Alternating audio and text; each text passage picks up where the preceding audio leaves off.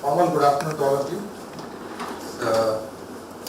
Thank the IIT Mentor Forum and the Incubation Cell for inviting Shiva, my colleague, and me, Raghutam Rao, that's my name, to this forum here for this interaction with entrepreneurs and, what should I say, technocrats and scientists, all of you here. What we were asked to do, we be a little creative in our approach. It's a 2-hour session, and what we thought we'd do is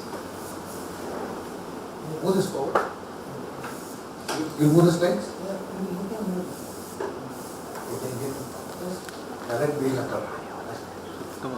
So we're going to focus on something called customer development. Now, you probably do for a living, and but I guess there are more nuances to it than the number of people that you have conversing on this topic. So between Shiva and I, we will try and cover different facets of what we think customer development should be versus what it actually is. Now some of you might well be down this path, so bear with us. And some of you who might be a little is it okay? Kind of getting a feedback.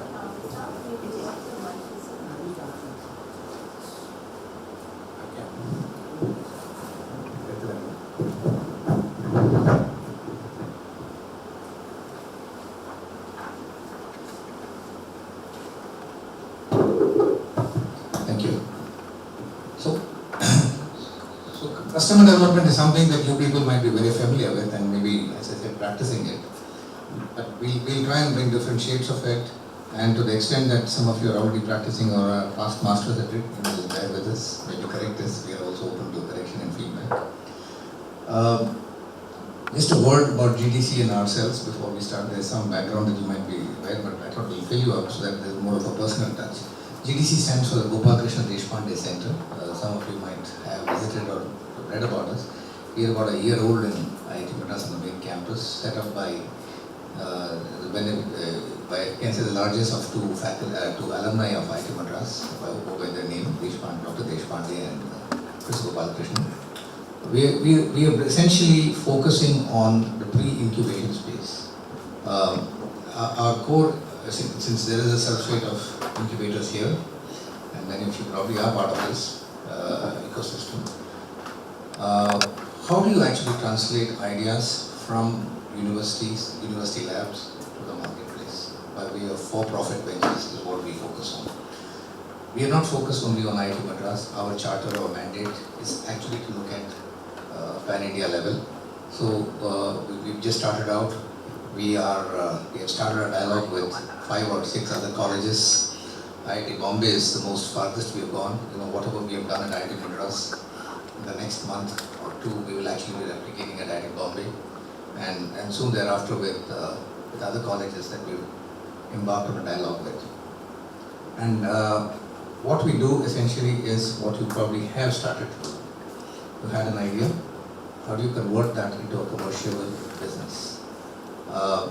So that's really what we focus on and help. We don't invest, we're not an incubator. We are not investors, we're not angels. But we believe that there is a role. When you look at the experience of countries like the UK, US, more like the US, where they've been very successful at an organized institutional level, government, academia, industry, investors. They have moved the entire ecosystem of startups at a very large scale, from getting the spin-outs from leading colleges into the financial world, into the commercial world. And that's the model that we have adopted and we are trying to replicate here. So some of the concepts that we're talking about customer development, we borrow from what we practice in our day-to-day engagement with faculty and entrepreneurs. Shiva will be talking a little later on the concept of design thinking, which is really to do with, and he's focusing on the aspect of design thinking in terms of how you bring empathy to designing products, conceiving products, and then taking it on to businesses. How do you get into the minds of customers? So he will talk about that linkage on the creative side and the empathetic side a little bit more after I finish on what is customer development. Very quickly before I start, because I don't have a context, many faces here are not familiar. I just want to know how many are entrepreneurs here. I can just have a quick show of hands, so about 6 or 7. Very quickly, what is your business and what stage are you at? I'm really looking at how old is your company, how many customers you have, at what stage of revenue or profit or whatever you are. Very quickly. You want Mike to go around so that I know, where to focus on. Hello, I'm Rohit. We are Blue Sync Automations. We are 3 years old now. We are an IoT company for home automation products. We don't have revenue as yet. We have an order book which we have trying to service as part of. Pipeline. Good. Very good. Yeah. I'm Arvind from Straven Healthcare. Into the mic, sir. I'm Arvind. I'm from Straven Healthcare. We are incubated at HTSC. We are building a product for mental stress measurement. And we are at the prototype stage here. And we Prototype stage. You're making a device, really. Yes, yes. Thank you. And we are about 10 months old. Hi, this is Ashok from Author Energy. We are incubated in Seagate, College of Engineering incubator. And our product is we sell predictive and monitoring solution for rooftop solar plant.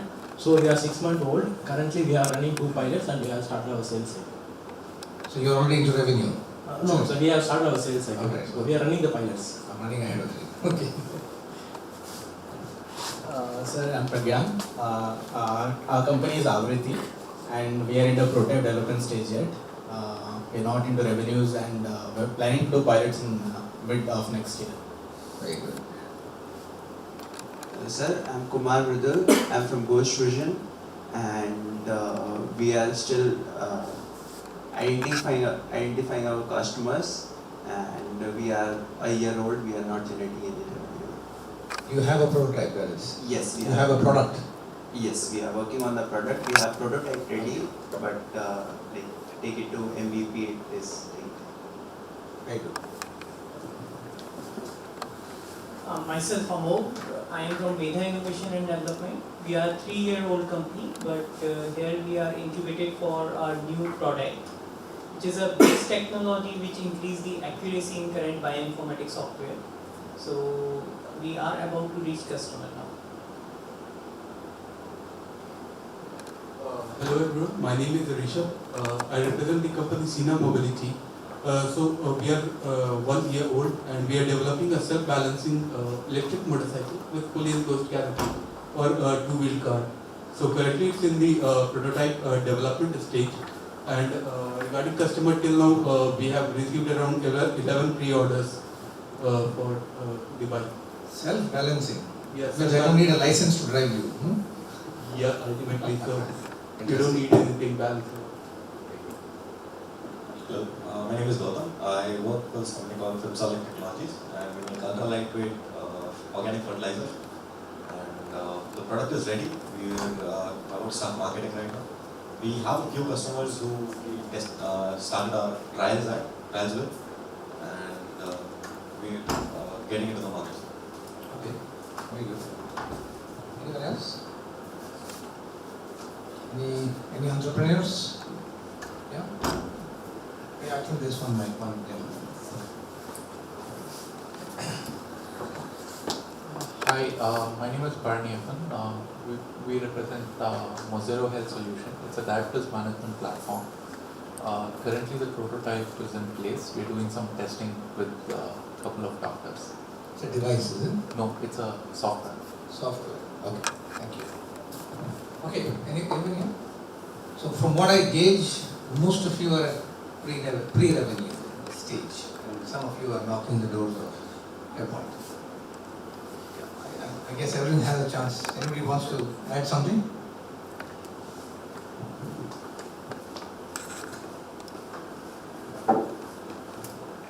Well, hello sir. Alex from Loyola Econ College of Engineering and Technology. I'm a second year student and I had an idea for an event managing app, and I was incubated by Alibaba Groups, and for now I'm doing a small revenue within the college for people who upload videos into Musical.ly. I pay them amounts for what they do. So they're actually incubating me to create an app. I have a prototype which is ready, but I don't know if I should call myself an entrepreneur yet. You're an entrepreneur. Fair point. Welcome. Anyone else? Okay.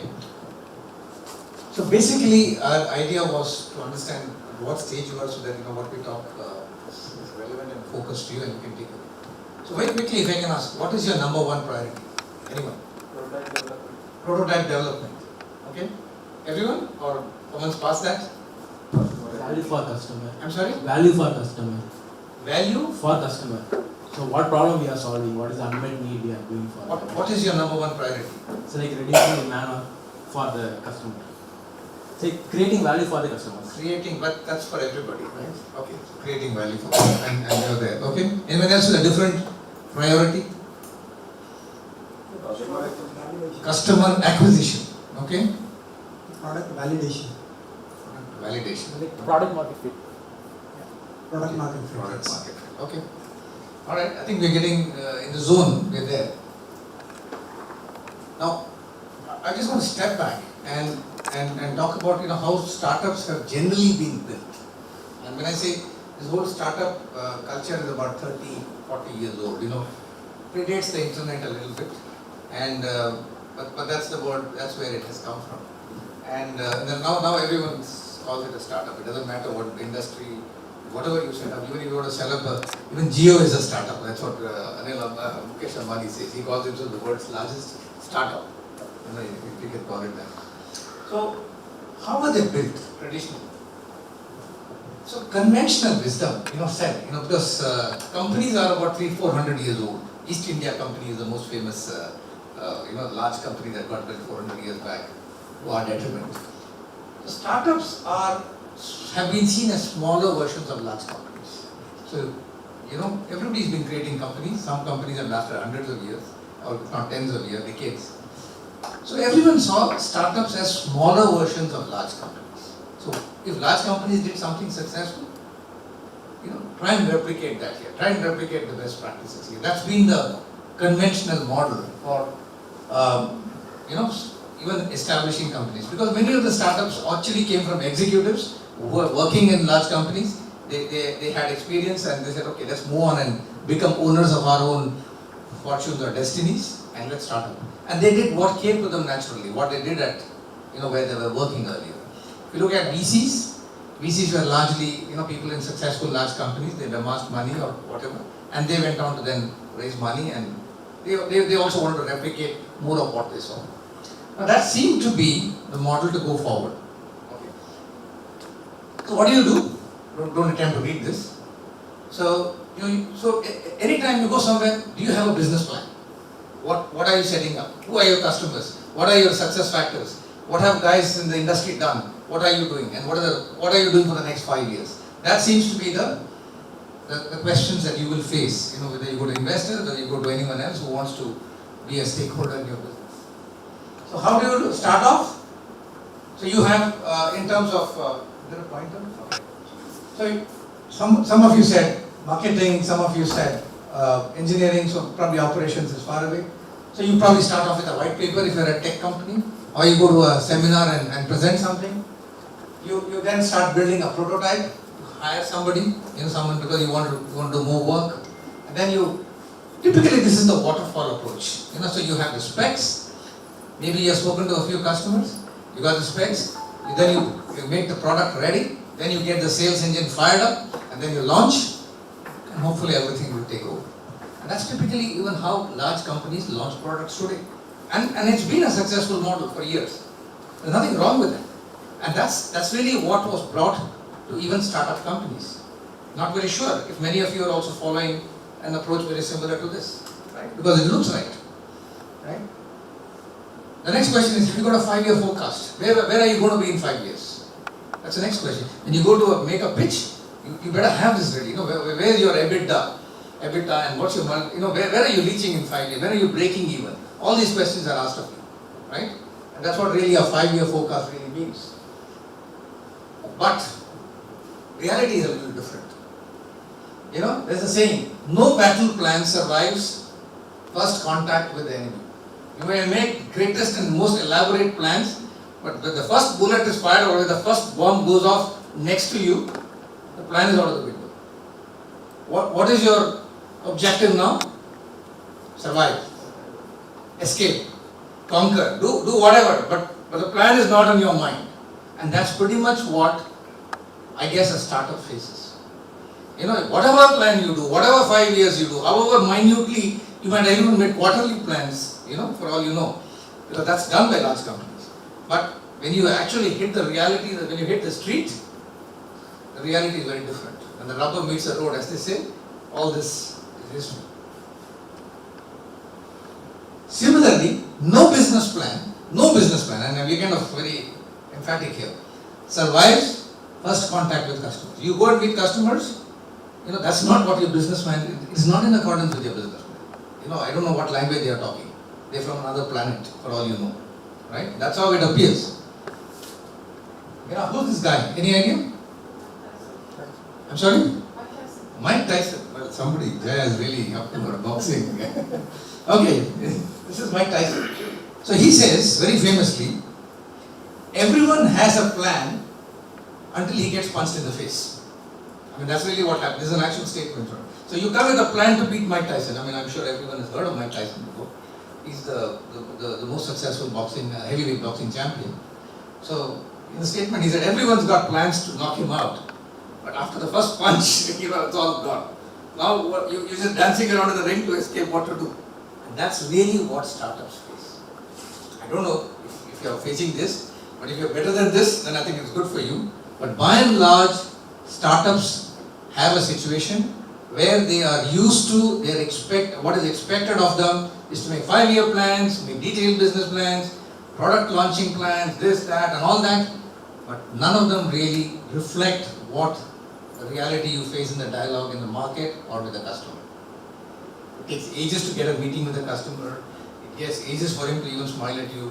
All kinds of things. So, you know, the reality is very different and not very different from what is depicted out here. Right?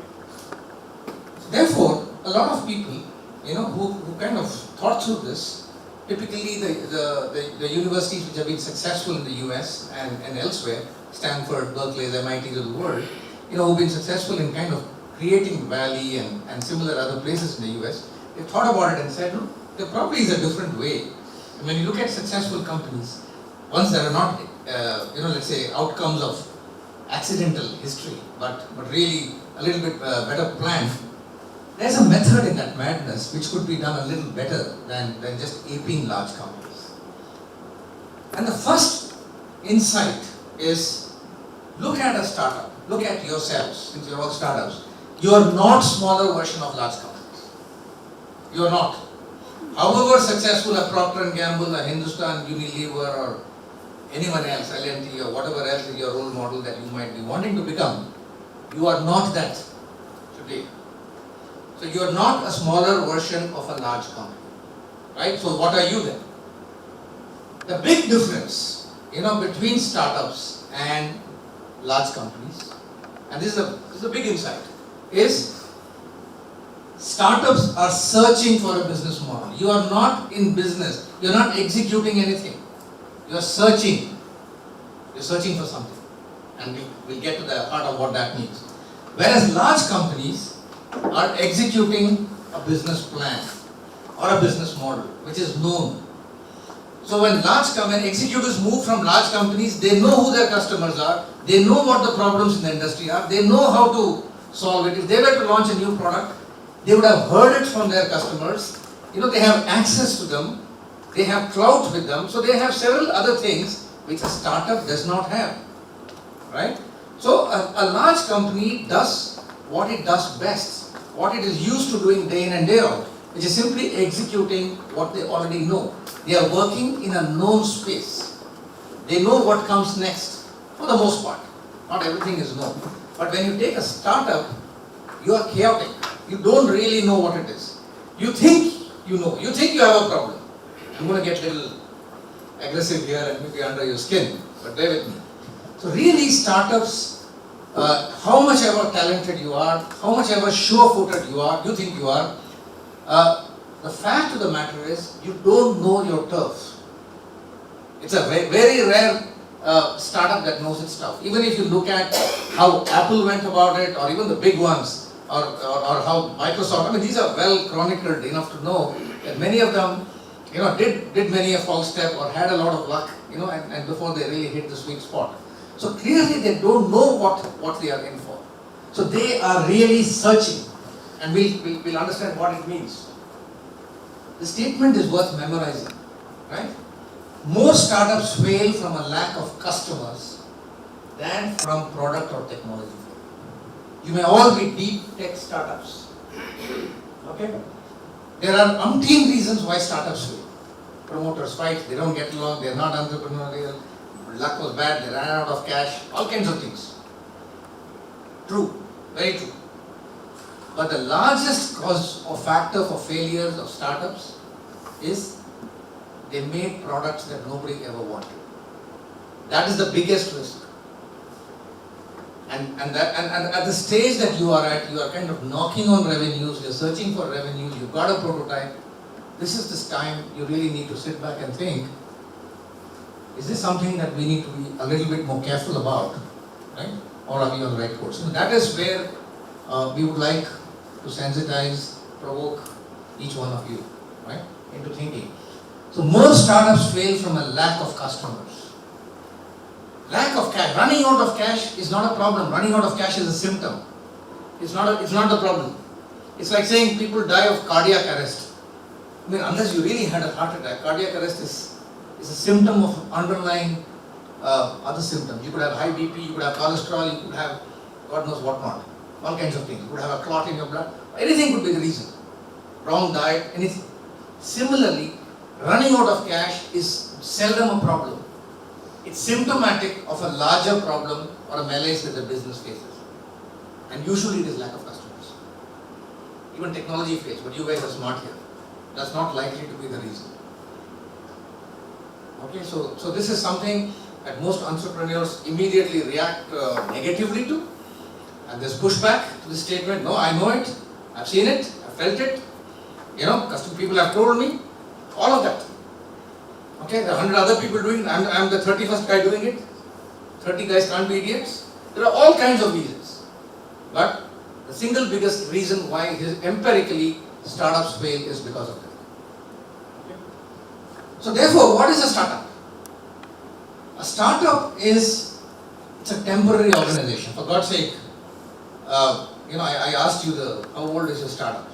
So if some startup here is 8 years old, in my view, it's a 2-year startup with a 6-year failure.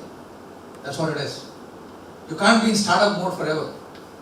A startup is a temporary organization because you are feeding the stones in the river. Feeling what works, how do you get across this place? And once you've figured out that, you've got to scale. Whatever level, whatever potential, whatever resources, all that aside. But you are finding your way to what a scalable business model can be. That is the purpose of a startup. The purpose of a startup is not to become a billion-dollar company. It's not. Okay? It is to find where can you get that glide of air, where can you catch that warm current, where does it lie? The product market fit that you talked about I'm using a metaphor as a warm current. Where is a warm current lie in the market for you to find it and then glide up? Then you start saying, okay, I found traction, and then you start putting the elements and you start spreading your wings and becoming the butterfly from a cocoon. That's really what a startup is. A startup is trying to find a reason to exist. It has to evolve into something. You'll never be a 10, 15-year-old startup. If you are, then I told you what you are. Right? So this is important here. It's designed to search. You're searching for how you should morph into and what you should morph into. What is the dimensions and facets of your business model, of your organization? Who are your customers? What are they like? What do they like? What don't they like? Why would they like me? How do I reach them? How do I make them come back to me again? I mean, that's really what the questions you are seeking. You don't have answers. You don't have all the answers.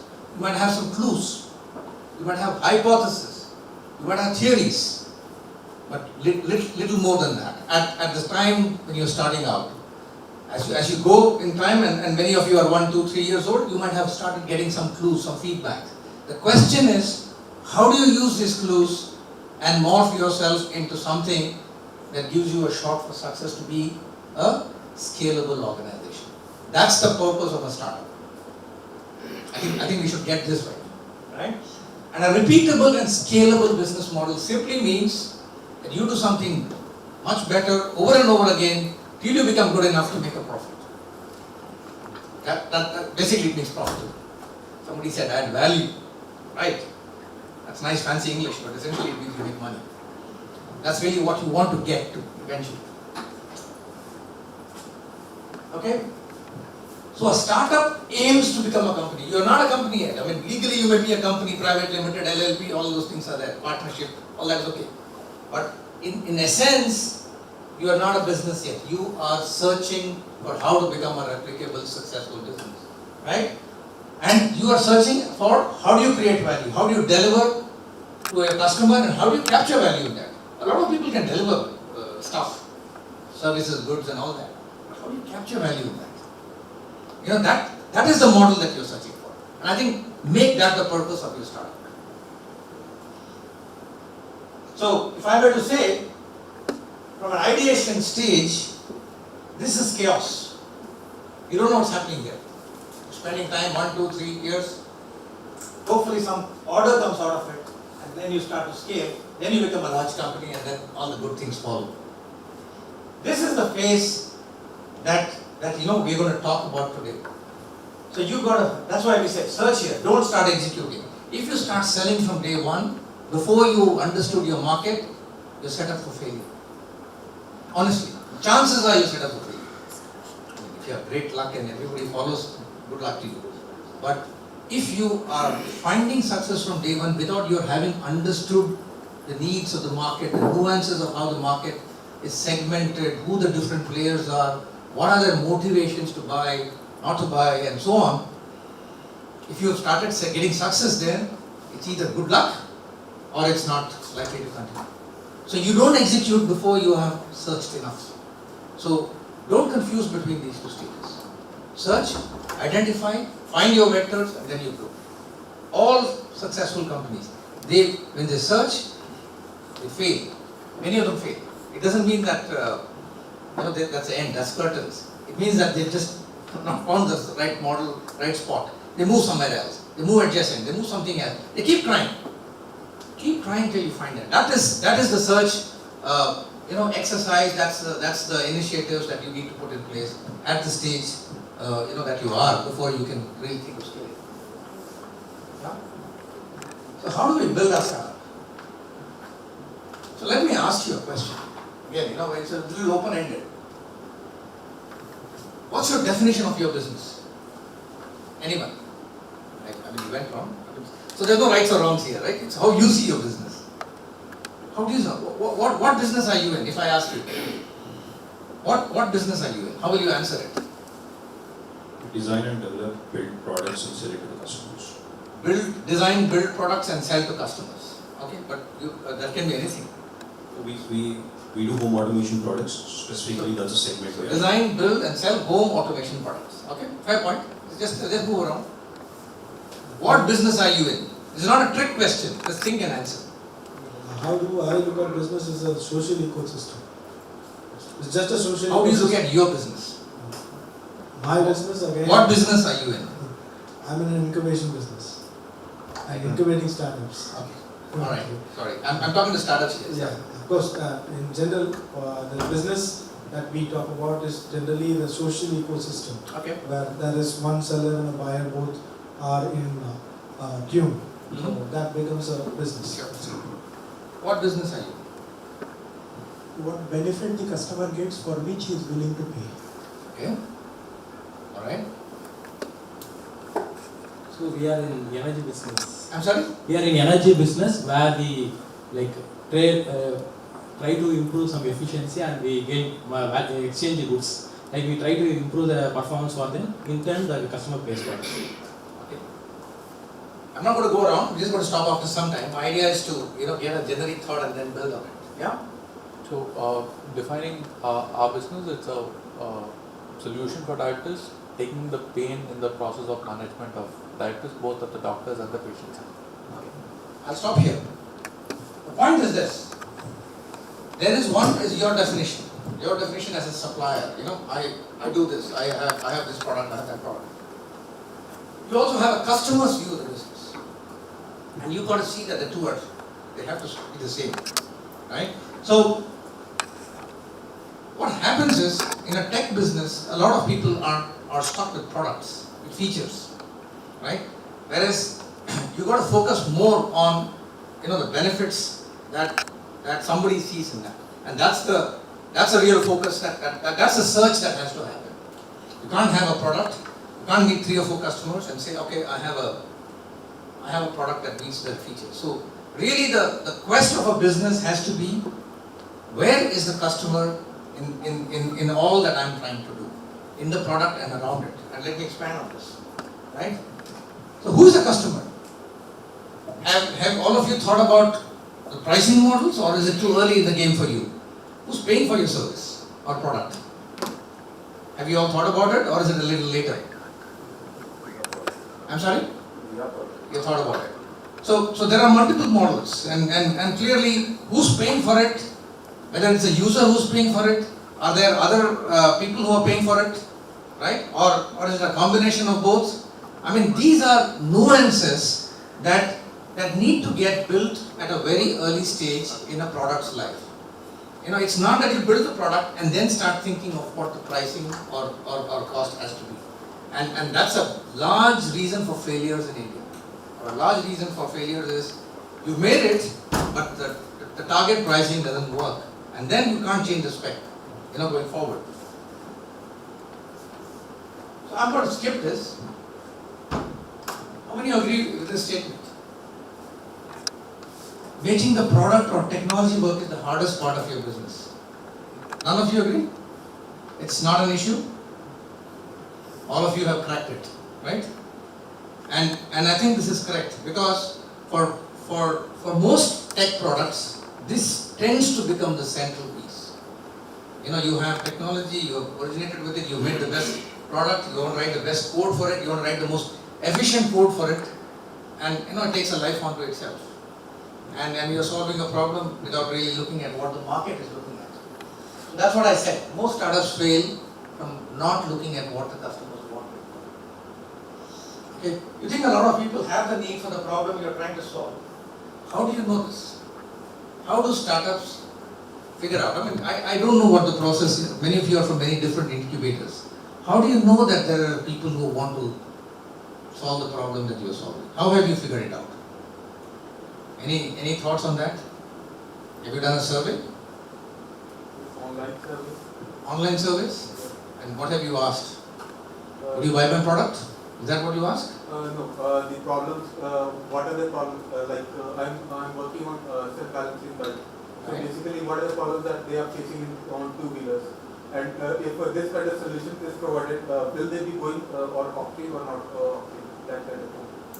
And So- if they are opting, then what is the price range? So if I were to push your point, you're saying that your principal value add is it balances by itself.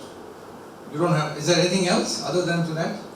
It's a fully enclosed canopy, so like if you're going in a hot summer or something, then I mean, even if it is raining, then you can take it in any way. Like a two-wheeler car. Yeah, two-wheel car. Yeah. Okay. So sometimes it's happened that problem is pretty much well known.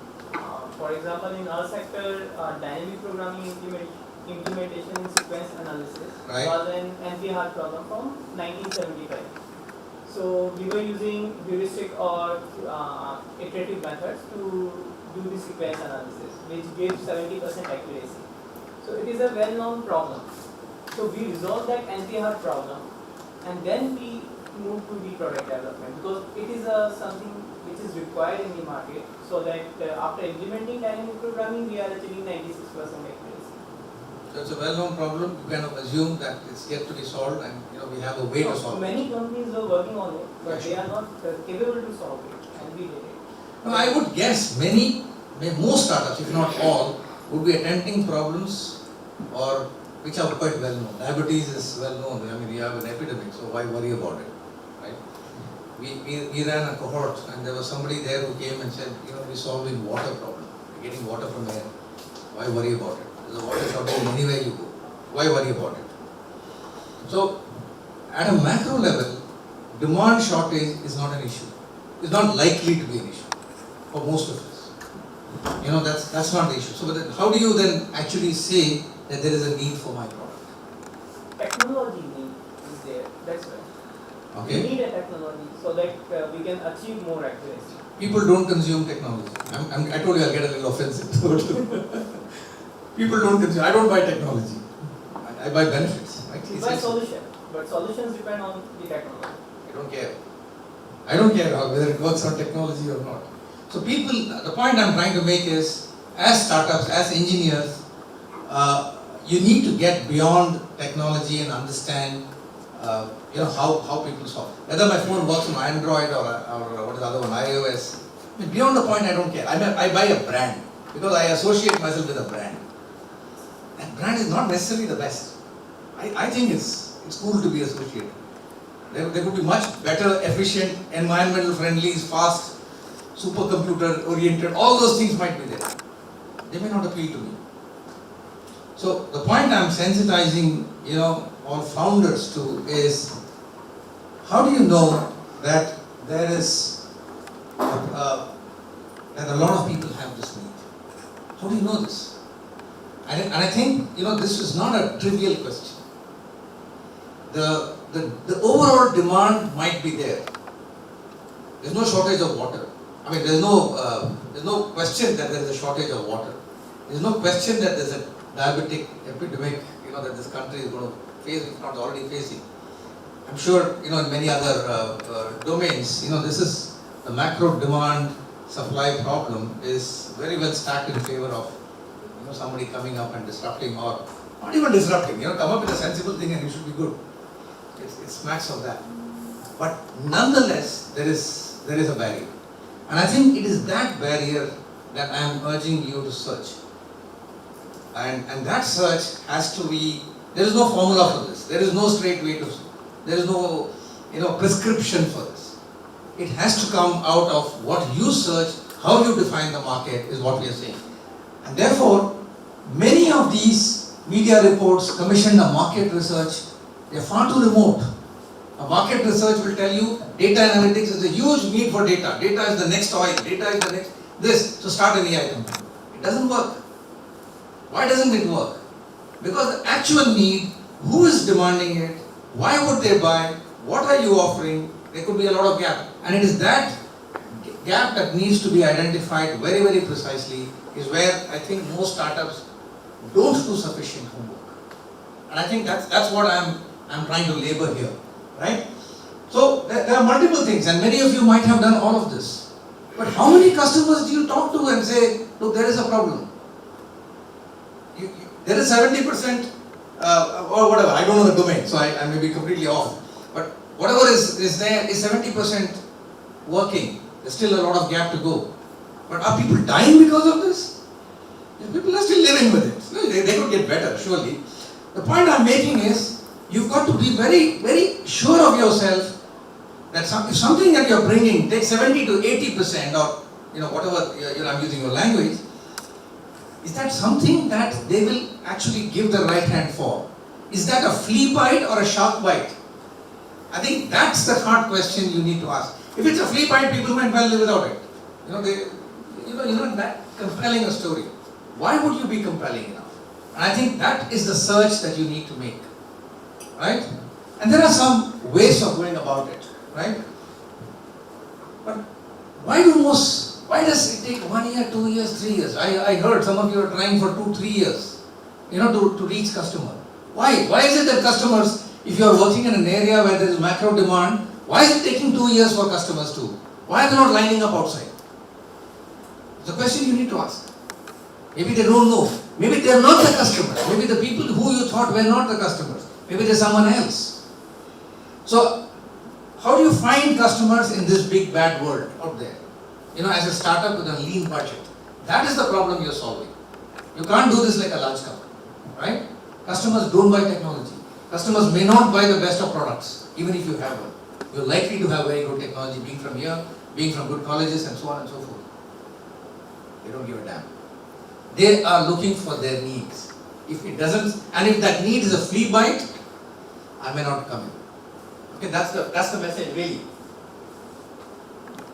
So clearly, if you have gone ahead building a product or solution without validating what the need is and whether you're satisfying that need, validation is a very loose word, but it has very deep connotations and nuances. We'll get into that a bit. If you haven't done that right, I think that you could have a problem. And you will have a problem is customers don't pick up. They don't, and then you don't understand why, despite the best of technology and this and that, they haven't come knocking. I think the problem really is, how do you get this validation as upfront as possible? Is there a sequence to doing a few things here? That's really what I'm going to focus on, right? So how do you validate a customer need? Right? How do you validate demand? There is demand for diabetic, but why don't all products, why is not everybody rushing in and making products? Why does it not work so easily? Right? What do you need to validate? Price, demand, competition? What exactly do you need to validate? These are things that you should be focusing on at cost. The context could be very different for different players. Because some of you are B2B, some are B2C, some are in new markets where there is no competition, some are in places where there is a lot of competition and you are trying to muscle in, some are getting a niche. So there are variants here. In some cases it might have been working abroad, you might be getting a cheaper price point for India. So there are various permutations, combinations in which startups operate. The question is, what is your context, what is your situation, and how are you exactly trying to understand the nature of customer requirement? How much more granular do you need to get, can you get here? How many of you are familiar with this, something called the business model canvas? All of you are familiar? Alright, have you used it? Have you used it? No? Do you think it's theoretical? Yes, no? Yes? Okay. Maybe it is theoretical. Of course, theory, so it is theoretical in that sense.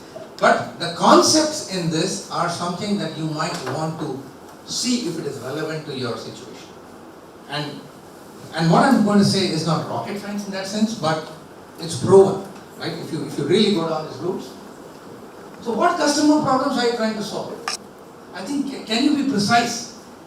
So if you say I'm diabetic, I'm trying to help, you did give a good definition from, off the cuff. So many of you probably have good definitions, but can you chisel them? What problem are you solving? What is your value proposition, so to speak? We'll have Shiva talk about it a little bit later.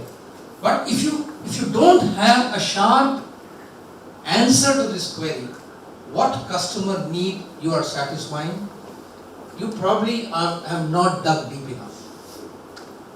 Okay? And it is not a feature.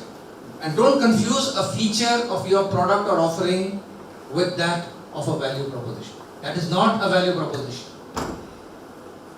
Okay? If you have a widget that does something in 2 seconds faster, you could say that's my value proposition. That's not your value proposition. That's a benefit. That's a feature. If I am getting 2 seconds faster and I have 2 hours to kill, it's not a value to me. What is the value to me as the customer is what you got to answer.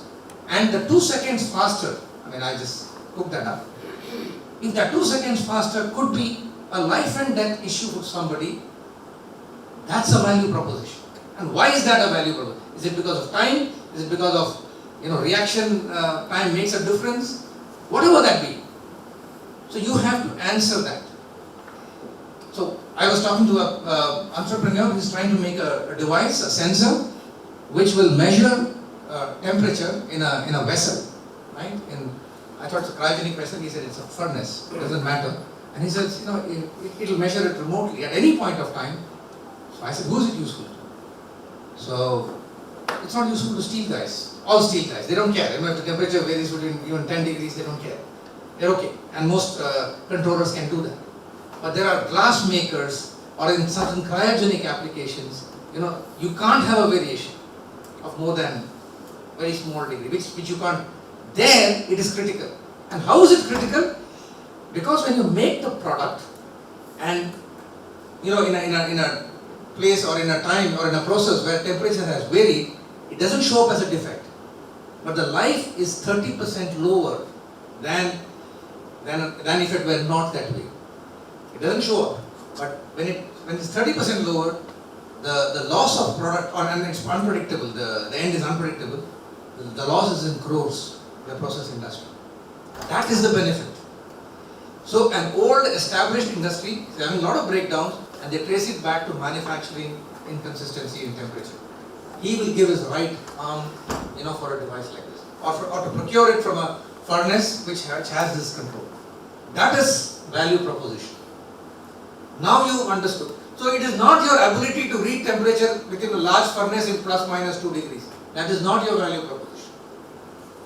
That's an engineer's definition of what is value proposition. Sorry to be offensive. Okay? But I think you need to understand who is it valuable to. So if you are making a device for diabetes, or you're making a program that crunches more efficiently, yes, but who is going to attach a value to it? You have to find that customer, and you have to make it, you have to understand that it is meaningful for that customer to procure that service or product, and how much value will they pay you. Then that's where this business model comes in useful. So try and understand a value proposition that you have may not mean good for everybody. If you talk, let me give you a very lay example. Sarvana Bhavan. Everybody is familiar with Sarvana Bhavan, right? What is the value proposition of Sarvana Bhavan? Best food? Hygienic. Sorry? Hygienic. Okay, hygienic. But is there other hotels which are not hygienic? So there could be, but they don't intend to be. Yes? So people who want hygiene go there. Yes? But what is the value proposition? Why is it a success? Pure veg. I'm sorry? Accessibility to all customers. It was restaurants at lot many places. Yes, so it's got lot many places. But how is that valuable to you? So there's a hotel in Los Angeles and Moscow and Delhi. That is the subject customers everywhere.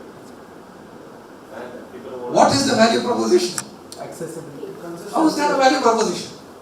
Consistency of the taste. Consistency of taste. Yes. So if I want my idli like the way my mother makes it, and if that gets there, I eat that.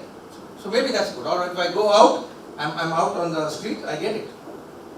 So you got to think, why is Sarvana Bhavan successful? It succeeds in Delhi for a different reason than it succeeds in Tinagar. People patronize Sarvana Bhavan for different reasons. You go to Delhi, they will buy idli and they'll have a bucket of sambar. Do you ever see anybody eating a bucket of sambar even? Nobody. You don't see that, You will have it in a kirna, in a vessel, small vessel. The value proposition is very different. I think that's the point I'm hinting at. Features are not your value propositions. Understand what is the value and different customer segments. So if you're going to a diabetic, a pre-diabetic might have a very different value proposition. A doctor may have a different value proposition. He could be, a large hospital may have, a diagnostic lab may see you very differently. They are all your potential customers.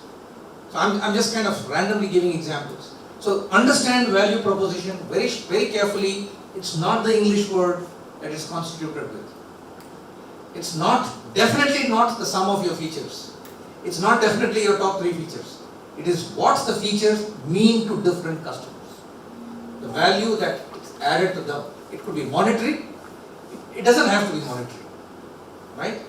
What is the value of Netflix? Netflix is a huge, I'm sure many of you have experienced Netflix. Hugely successful. What is the value of Netflix? entertainment, enjoyment, free time. That television also gives. Successful. What does Netflix give to different people? With all kind of movies. Choice. It gives you choice. Right? It's movie on demand. It's movie on different gadgets. It's convenience. You can start off from where you left. I mean, there are multiple things. Even its revenue model is very unique. Its revenue model is very different from HBO or anyone else that you. So if you look at Netflix at its peak constitutes 15% of internet traffic in the world. It's that successful. 15% of internet traffic. at its peak is Netflix. So there's a reason why it has become that successful. Because its positioning and value proposition has changed in the last 5 years. Right? And that's where I'm saying, that's where this business canvas comes in very clearly. Answer the question, what customer problems are you solving? Not your features, right? And what customer needs. Similarly, I'm going to move this, I'm going to skip this because we've had some examples. In terms of customer segments, I mean, this is a very glossed over term by most startups. You need to be very, very careful, very nuanced, very subtle in the manner in which you segment your market. All customers are not alike. How would you look at paying customers if you're looking at healthcare versus non-paying customers? Insurance, it could be your segment. If you're in a B2B, you could have very different users. So, who exactly are your customers, and how do you link the value proposition to your customer segment? I mean, this is, I can't say that you can do this with the back of an envelope. This is deep thinking. Unless you think, iterate, reiterate, and validate it by asking those customers. You need to go as a founder. Don't commission a consulting firm or hire an intern to go there. As a founder, you need to go there and ask a certain number of customers yourselves. And you'll be surprised. You'll be surprised. A lot of what you think is not what the market thinks it is. In terms of your value proposition, the perception, or how they think of you, or how they think of the problem, and so on. And I think this product market fit, in fact, it's not even a problem market. It is actually a problem solution fit. The first thing you find out is if there is a problem in the market. Is there a problem? If there is a meaningful problem with sufficient number of people, then you have the possible makings of a business. The macro study of Gartner or any of those are good to go with, but that cannot be the base on which you build your business. You have to figure out the segment, the sub-segment where there is a problem, and you have a solution. It could be in your mind, you could have a prototype, it doesn't matter. And you are thinking all the time, this is how my prototype or my solution probably got to get built. That fit, if you are getting, you probably have a problem solution fit. You don't have a problem product market fit yet. We'll come to the product market fit, which is, it seems to be very close to this, but is actually many layers above a problem solution fit. Okay? You also need to think right up front, how is your product going to reach your customer? Most people don't think of this. It won't fly off your shelves unless you're a web delivered product, unless you're a software. In which case things are a little easier. Awareness, delivery is a lot more. I mean, God has built it for us. But in most other cases, there are intermediaries, they have entrenched interests, they have to be taken care of, they have to be motivated, they have to be bribed with margins to buy your product and sell it. You have to think of your channels. Why would they take you? Okay? And that's not what is sufficiently thought through in many startups. Because you're looking at your product and looking at product, customer fit, problem solution. Because channels can break you. And they do. So this is something that needs to be thought about. I know of many consumer companies who designed the product, everything, but ultimately they couldn't place them, because the height of the shelf was not enough to place the goods. The trucks that had to carry them or stock them were not appropriately fitted. So all kinds of things can come into the way. And you've got to design this upfront, you can't redesign your product after that. So channels and how your stuff will be distributed has to be an integral part of your design for the most part. Think about it. Okay? How do you acquire customers? On theory it says get, buy, what is it? It's called get, keep and grow. But this is a very deep concept. How do you get your first customer? All of you must be struggling to get your first customer. The first customer is not your customer. He's probably sympathetic to you, maybe he's desperate. He's not the market. He is good for you, but he's not likely to be. How do you get him back, if that's the model that you have? Or grow that pipeline? How do you retain him? What is the strategy for that? Do you have a freemium model where you have a base that you give for free? Not all of them, not all product markets are suitable for that, but some are, right? How do you go about it? You need to think each market is unique. Each market and industry is spoiled in its own methods. If you are disruptive, if you want to be disruptive, you've got to be very careful. And this is where a lot of creativity happens. A lot of disruption happens. How do you acquire customers? How do you keep them? And how do you grow them? You have to think through this right up front. It's not a retrofit. You can't get two customers to think, okay, now let me think of how to get the rest. No, you can't do that. Okay. Revenue model, people think it's simple, but I think a lot of it's linked to all of this. How do you make money? How do you make money in this? Do you give it for free? Do you follow the Google model? Do you follow the Amazon Kindle model? Or do you follow the Apple model? Apple makes money on its software and its hardware. There are some people who make money they give the hardware for free and make money on software. So there are various things that are possible. How do you actually want to think? Have you thought through your revenue model? If you deal with government, your money is not, or B2B in India, your money is not going to come for 6 months. I mean, if you're lucky, that is. Right? Have you thought about it? Have you factored that in your cost and revenue model? Have you factored the financing cost of that? I mean, no one is going to ask you that question until you actually get there. Now, this is a huge issue, collecting money. So, therefore, different parts of this business model canvas is not a theoretical construct.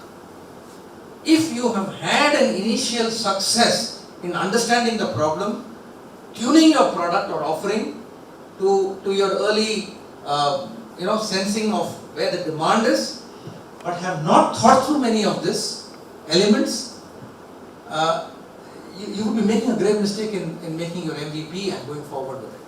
Your MVP should embed the findings, I would think, of each part of the business model canvas going forward. So I'm going to skip this. So there are really 3 stages that you will typically encounter. It won't happen in copybook style like the way I put it here. There will be some back and forth, there will be overlap. But the first thing is, please be sure that there is a problem, meaningful problem that you are solving. Don't assume that there is a problem. Whatever else anybody says, have you got first-hand information from customer segments that they are feeling the pain? I can't overemphasize this. Figure that out. Where is the problem? Are there sufficient number? Can you point out the archetype of that customer, potential customer, user, and say, I can identify hundreds, thousands, millions of this? How many people want to eat consistent dosa, vada, idli? If that number cannot be ascertained, you are making a leap of hope and faith. That is not evidence-based investment or startup. That has less chance of success. You're gambling. Okay. So the problem solution fit. How do you move it to the a product market fit? What is a product market fit? These are very loosely used words. If you have a problem in the market that you have seen, sensed, understood, people have told you, you have evidence for it, and you have a solution, even if it is theoretical or a prototype or a breadboard device or a software, whatever you have, and you think it can solve the problem and there's a meeting of minds there, I think you have the first stage ready. How do you go to the next stage? Right? That's what we said. Can you identify and validate a problem or a need that enough people care about? Right? And you have a solution or an innovation for meeting this at an appropriate price point. You have to get an idea of the price point. You have to get an idea of the price point. If you don't get this, you're taking a risk by going to the next stage. Because remember this, demand is always at a price. Always at a price. Generally, they are inversely correlated, generally speaking. Some are inelastic, but so you have to be careful about this. You have to have at what price will this good clear the market, and you have to get evidence for this. How do you get it is your creativity, right? So if I were to put it down, you have to discover the customer. Is there a problem that you are solving?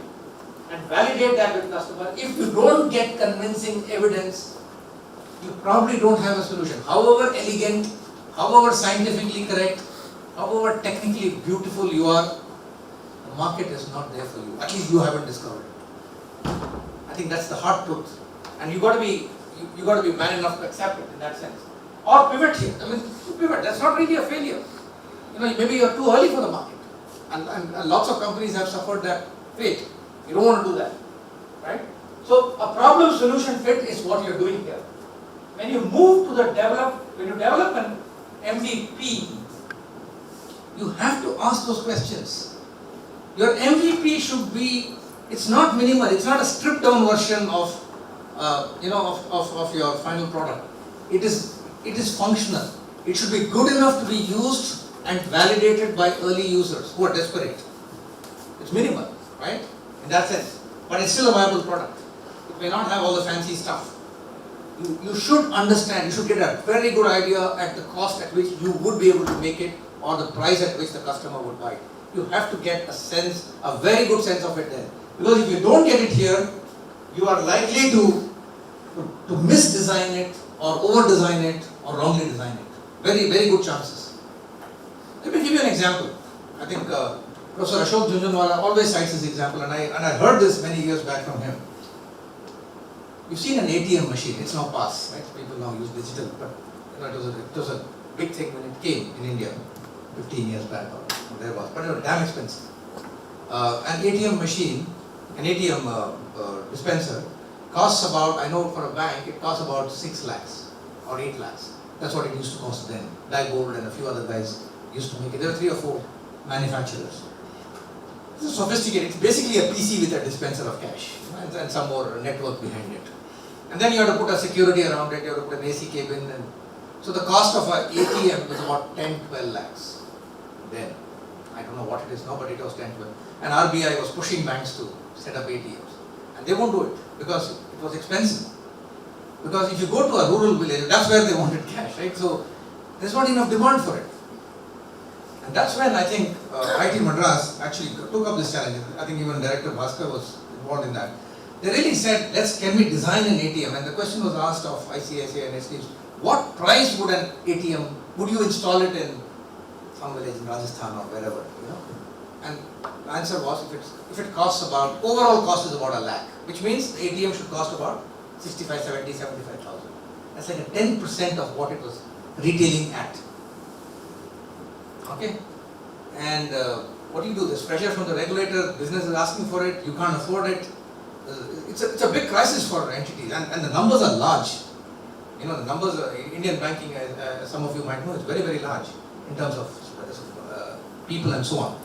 So the challenge was to make an ATM at 75,000 rupees. You knew that. And that's the level you need to understand. And it was done. A machine was made which costed in that region. A very different technology in multiple ways. I'm sure you can hear the story around here if you ask around. So the point as an illustration is, at your MVP stage, it's not enough if you know what your segment is, what the needs are, you also have to have a damn good idea of what your target cost has to be. Because your demand will be at a particular price. If you have not thought about it and you have designed it without that in mind, it might be very hard for you to cut costs. You can't cut costs later, more than 5-10%. A product is designed. Design cost is a function of design for the most part. Software and digital products are different, they follow a different cycle. But largely, the marginal cost of delivery there is 0, right? So all your costs are upfront. So you have to do all your engineering upfront in a software product. So this is what I'm saying. At an MVP stage, unless your inputs are fully done, you can't do an MVP. Your product market fit comes once you take this prototype or MVP or what have you, and you test it with the early users. And you also validate your business model. Because please remember, to scale, you need to have partners, you need to have a channel, you need to have advertising, you need to have a revenue model. You are testing all of those. You're not just testing your product. That's one phase before. For you to be successful, you have to have a composite validation of your business model. Right? It's not just a technology, fit, acceptance, product, color, all those are absolutely required. But the larger piece, how is this product or business delivered, has got to get checked. That's where the searching happens, that's where the pivots happen. Successful companies do it all the time. They have limited launches, limited trials, and they figure out what it is. Only then, after this, can you say that I can get revenue. In the absence of this, your revenues cannot grow, are not likely to grow. So the magic of revenue repetition or revenue growth comes when you do these 3-4 things and do it in a manner that's internally consistent. These are not theory, sir. These are theory in the books, but the concepts can be used in the context of what you are doing. And you're strongly advised to do that because there is good reason behind it. Right? Okay. So the product market fit is you really validate your business model as well. In the absence of which, so what you are saying is, how do you build a repeatable business value? What happens in markets is not very readable. When you go into a market with a new product, you are really looking at desperate customers here or who are very, can we say, adventurous to try out a new product. They are not your core market. Okay? They will be there in every market in this sense. Then there are some visionaries who see potential and buy you. But the big part of the market demand is a big chasm between the early trials and this. This is where your product market fit has to be tried. If your product market fit and business model is not right, you're not going to make this jump. And most startups then, stutter there. They stutter around there. So the trick really is to see if you've done your homework well and you know this market, how do you then make this jump? Okay? So that's what it is. That's what a customer development effort is all about. So in summary, this is my last slide. Okay? Most startups fail not because of technology. I think a lot of you have consensus on this. I'm not going to labor this point. Right? Remember, you're a temporary organization. You are searching for these things. How do you make your MVP? Where is your cost structure? You have to search around, fret around, flap your wings. Whatever you want to do, you have to do it. But this is the method that you have to find in that madness. What are you searching for? What is your sharp value proposition? What is your scalable business model around? So the broad sequence is this. Well, there can be overlaps, there can be a little bit of even telescopingly or crashing of some of these, but essentially this is the discovery that you are making. This is the search that you are doing. You are searching for the problem, you are searching for whether your solution solves that problem, you are searching for whether that customer segment, there are enough of those people, you are searching for the price point that you can make it and you can offer. Is that fine? You are searching for a conduit to move your goods or services, whether the economics works out, whether the money will come back. You've got to search for all of this. Only when you have this, can you really think, can you really conceive and hope for scaling up your revenues. I think that's the hard work. So technology is one piece, clearly a central piece maybe, but it's not all that is required to monetize it. So I have been a little generic. So when we sit with startups and we look at it, then when we break down each of these elements into their context, you start to get where you got to focus on. So clearly, getting clarity on aspects of the business model at the MVP stage is critical. You can't change this later. I mean, you can change it only at great cost. It's called a pivot, but that's a euphemism for having gotten it wrong earlier, right? So meet as many customers upfront. Yourself, please. Yourself. No substitution here. There's no substitution for getting the pulse of this, right? And in a way, customer development is an eternal activity. Once you scale and succeed, you go back again and do it. That's really what it takes. So I'm going to stop here. I'm going to invite Shiva. Yeah? Thank you. And I'm open to questions. I hope I've conveyed what a dry subject it can be, and probably it is. I'd leave some thoughts for you to chew in your own specific context. Yes, sir. Yes, sir. I think I fully agree with you. Can you use the mic? Yeah, I fully agree with you. The flow that you have elaborated is problem solution and then the market fit and things like that. But from investor or investment perspective, even the startups need investment. And today, at least in India, even the angel funds expect that you would have some sort of a market fit which comes much later. How do you convince an angel investor to kind of make funds available to you?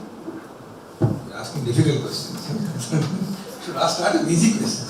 No, I think typically what happens is VCs, see in India, VCs, the true venture guys are large guys. They don't look at small at all. And the reason is economics. It's not because they don't like you or the technology is not understood. The size is too small. For venture capital firm, from what I have been able to gather over the last 15 years, unless it's 50 crores, it doesn't make sense for them, for most of them. So therefore, angels, have to be a breed of development, government, and maybe some friends, schools, and relatives. That's really the definition. So clearly, I would guess that this part, the valley of death, has not been crossed very well in India yet. And I think that's where the effort has to be, that the amount of money is less, and the ecosystem there, and one of the efforts, the incubation, GDC, and all of us are working towards make that happen. So I don't have a straight answer for you. Are angels going to invest here? Answer is no. Some of them might. But I think if you are able to answer this question, where is your product market fit likely to come, and you can you show the problem solution fit, in some cases you have a chance. You really have a chance, but I can't say more than that. It's a difficult valley to traverse. Yeah. Thank you very much. I'm going to give it over to Shiva, but you can hold your questions even at the end. We are available. Yeah, Shiva.